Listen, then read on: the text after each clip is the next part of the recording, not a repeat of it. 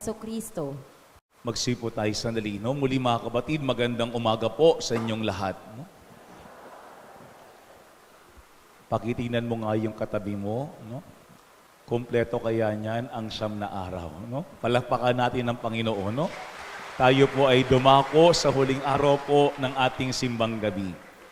Kung yung mapapasin sa mga nakaraang araw, merong isang bagay na napakaliwanag sa ating mga pagbasa, lalo na sa ating ebanghelyo.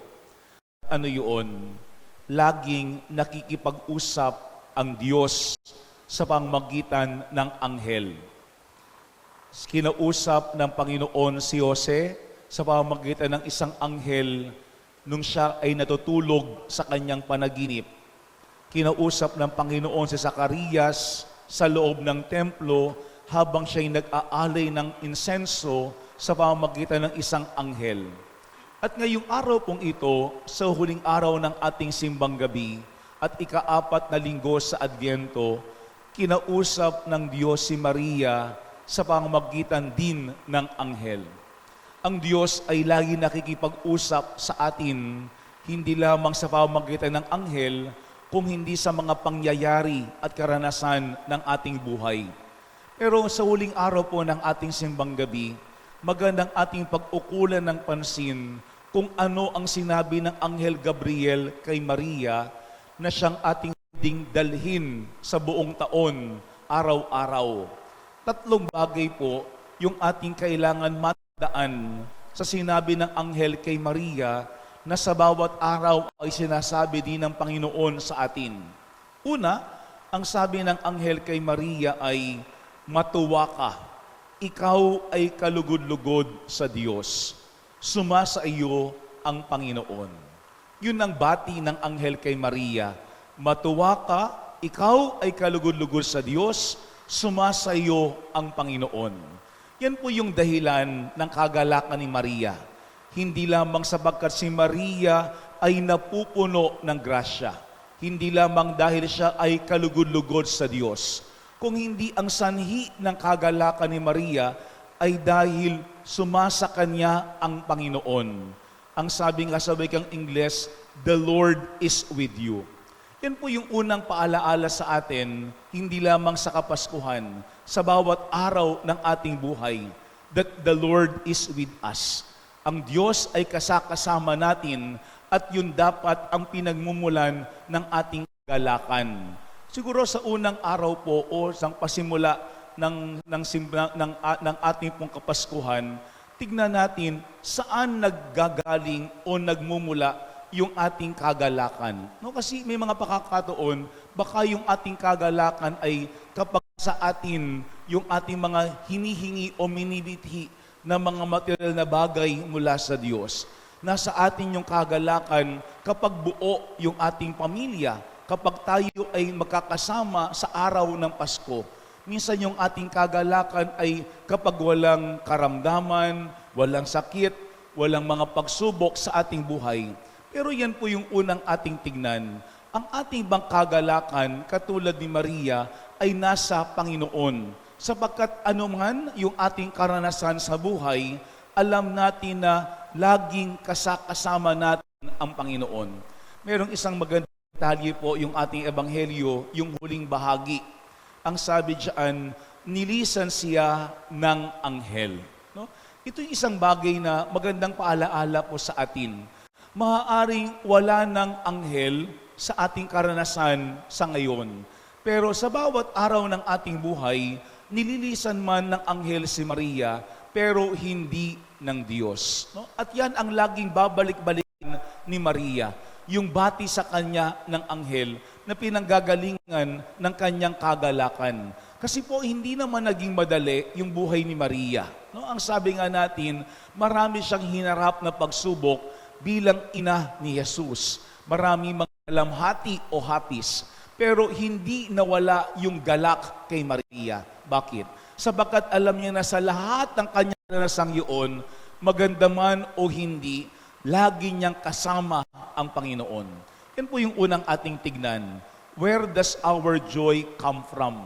Saan ba nagmumula yung ating kagalakan? sana yung ating kagalakan ay dahil araw-araw batid natin anuman yung ating karanasan, kasama natin ang Panginoon. Sumasa atin ang Diyos.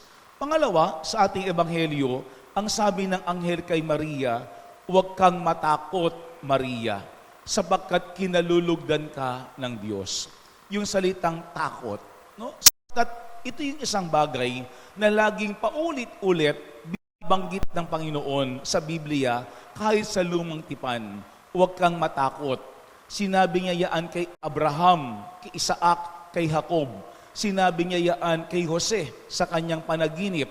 Sinabi din niya yaan kay Zacarias sa pamamagitan ng anghel sapagkat pinakinggan ng Panginoon ang iyong panalangin. At ngayon sinasabi rin ng Diyos kay Maria, huwag kang matakot. Ito yung pangalawang ating tignan. San ba nagmumula yung ating takot? Masama ba yung takot? Tingin ko lahat naman tayo nakakaranas ng takot, no? Pero kailangan i-pinpoint natin where our fear is coming from. Kasi merong ibang mga tao, basta takot lamang, basta bagabag lamang, basta kinakabahan lamang. Dati may isa akong nabasang libro na ang sabi doon, yung daw acronym na fear, pwedeng ang ibig sabihin ay false evidences appearing real. False evidences. Kasi yung ating isipan ay very creative. Tayo ay very imaginative. No? Marami tayong mga naiisip. Lalo na kapag tayo ay walang ginagawa. Maraming naglalaro sa ating isipan. Baka yung aking asawa ay merong kabet. Baka mawalan ako ng hanap buhay. Baka chinichismis ako ng aking kapitbahay. Baka yung aking mga anak ay merong ginagawang masama. Baka itong taong ito ay merong pinaplanong hindi maganda sa akin. False evidences appearing real. Para sa atin, parang totoong-totoo ang mga bagay na iyon. Pero sa ating pong ebanghelyo, malinaw naman na merong dahilan para matakot si Maria. Sapagkat kakaiba na ang anghel ay nagpakita sa kanya. At meron din takot kay Maria sapagkat alam niya kung ano ang dulot ng anghel sa kanya, paano mababago yung kanyang buhay kapag siya ay nagbigay ng tugon sa Panginoon. Minsan yung takot, mahalaga din niyaan sapagkat kapag tayo ay takot, magiging limitado din yung ating mga kilos o yung ating mga gawa. Sabi nga ng aming formator ay nakakatakot yung taong walang takot. No? Nakakatakot yung taong walang takot.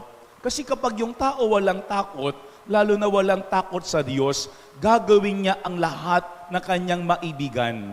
Basta gusto niya ang isang bagay. Bakit? Kasi wala na yung takot doon. Pero maganda ito po yung pangalawang tanongin natin. Hindi lamang saan nagmumula yung ating takot. Pero pangalawa, ano ba ang ginagawa ng takot sa atin? Kasi kapag tayo ay takot pumalpak, tayo ay maghahanda. Kapag takot kang mawala ang iyong asawa, gagawin mo ang lahat ng paraan para maramdaman niya ang iyong pag-ibig. Kapag takot kang mawala ang tiwala sa iyo ng iyong kapwa, hindi ka gagawa ng masama o kaya magsisinungalin. Kapag takot kang, sabi nga, iwanan ng iyong kaibigan, hindi mo siya pagtataksilan o sisiraan sa kanyang likuran. Ating tingnan, ano ba yung ginagawa sa atin ng takot? No? Kasi sa isang banda, yung takot can also be something positive. Yan po yung maganda sa ating ebanghelyo sa ngayon. Yung takot ni Maria ay naging daan din para siya ay lalong magtiwala sa Panginoon. Kung kanina ang sabi ko yung fear, ang ibig sabihin ay false evidences appearing real. Kanina may nabasa ako na ang sabi doon, yung fear, pwedeng ang ibig sabihin ay forget everything and run. No? Kalimutan mo na ang lahat, tumakbo ka na lamang. Sa sobrang dami ng problema o hirap sa buhay, pwedeng tumakbo ka na lamang. Pero ang sabi rin doon, pwedeng sa isang banda, yung is face everything and rise. No? Face everything and rise. Aminin natin, mahirap harapin ang mga pagsubok at hirap sa buhay katulad ni Maria, yung challenges. Pero si Maria nakatatayo, bakit? Sabagat ang sabi sa kanya ng anghel, sumasa iyo ang Panginoon. Hindi kayang gawin yun ni Maria. Simula sa pulpaman, alam ni Maria yung kanyang kapayakan, yung kanyang kasimplihan mula sa isang maliit na bayan ng Nazaret. Pero alam din ni Maria na ang lahat ng yaan, andiyan ang Diyos. Ang lahat ng yaan ay dahil sa Diyos. No? Yan po yung pangalawang ating tignan. Yung takot mahalaga sa isang banda. Pero sana yung ating mga takot, hindi yun ang nagpapatigil sa atin. Hindi yun ang nagpapalayo sa atin. Kung hindi yung ating takot ang nagpapahot sa atin para tayo ay humingi ng tulong mula sa Panginoon. Minsan, ang problema natin baliktad. Gagawin natin ang lahat ng ating gusto kapag pumalpak, saka lamang tayo lalapit sa Panginoon. Si Maria hindi. Si Maria, bago gawin ang lahat ng bagay, siya muna ay lumalapit sa Diyos. Ang lahat muna ay ipinakakatiwala sa Panginoon. Kaya ano man ang mangyari, alam ni Maria, nandoon ang Diyos para sa kanya ay tumulong. Yan po yung pangalawang sinabi ng anghel kay Maria, huwag kang matakot. Siguro ngayon pong parating na Kapaskuhan, ating tignan, saan ba talaga nanggagaling yung ating takot? Meron bang basihan yung ating takot? Pero kapag tayo ay merong takot, ano ang ginagawa sa atin ng takot na yaan? Tayo ba ay pinapaalis? Tayo ba ay pinahihinto? O tayo ay pinapaluhod para ating mas makita at makilala ang pinanggagalingan ng lahat ng lakas, walang iba kung hindi ang Panginoon.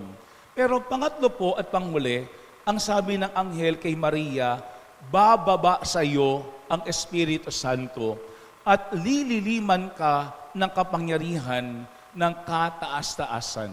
Yun po yung huling bahagi ng sinabi ng anghel kay Maria. Bababa sa iyo ang Espiritu Santo.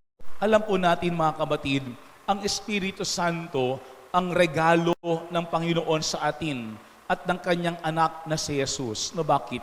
Kasi ang ginagawa ng Espiritu Santo ay binubuksan yung ating puso, yung ating isipan para ating maunawaan ang kalooban ng Diyos. At ang Espiritu Santo ang ating lakas para ating maibigay yung ating tugon sa Panginoon. Kasi kahit anong paliwanag ng anghel kay Maria, talagang hindi niya lubusang maunawaan lahat ng mga bagay na yaan. Pero yung Espiritu Santo bababa kay Maria. Lililiman siya ng Espiritu Santo. Bakit? Para mabuksan yung kanyang puso, yung kanyang isipan, at kanyang maibigay yung tugon sa Panginoon. Kaya nga sa bandang huli, ano ang sabi ng anghel kay Maria? Walang hindi mapangyayari ang Diyos. At yan, mga kabatid, mababatid lamang natin kapag bukas tayo sa Espiritu Santo. Kapag tayo ay nilililiman ng Espiritu Santo. Kasi kahit anong paliwanag marahil sa atin ng Diyos o ng ating kapwa, kapag sarado tayo, hindi natin kayang tanggapin yan. Kasi meron na tayong nakafix, meron na tayo talagang plano, meron na tayo talagang gustong gawin. Sabi nga mga kabatid, lahat tayo may mga plano sa buhay. Pero sana maglaan tayo ng panahon, maglaan tayo ng espasyo, ng lugar, para gumalaw doon sa ating plano ang Panginoong Diyos. At yan ang ating pwedeng makita kay Maria. Meron siyang plano at si Jose, pero meron silang espasyo para sa Diyos. At yung espasyong yun, hinayaan nilang kumilos ang Panginoon.